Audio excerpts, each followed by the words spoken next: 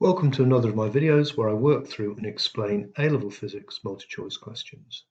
If you want to try this question yourself, pause the video now. If you got the answer B, congratulations. If you'd like to hear my explanation of how I found the answer, please continue watching. So, a photon has an energy of 1 × 10 to the 18 electron volts. An object of mass 0.3 kilograms has kinetic energy equal to the energy of the photon. What is the speed of the object? So the first thing we need to do is we need to change this energy in electron volts. We need to convert that to energy in joules. And to find the energy in joules, I need to multiply the energy in electron volts by the charge on an electron.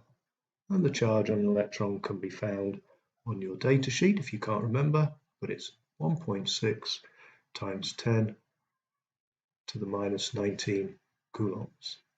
So the energy of this photon is 0.16 joules.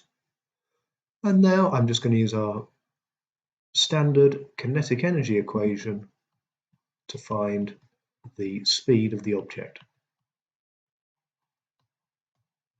I'm going to rearrange this to make velocity the subject.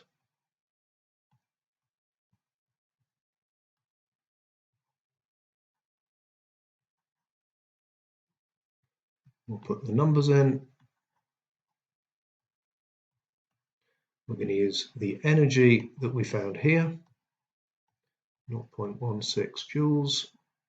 The mass of the object we're given, 0.03 kilograms. And if I put those values into my calculator, I get an answer of 3.3 meters per second. Answer B. If you found this video useful, please press the like button. All comments will be welcome, and I hope you'll share and watch more of these in the series.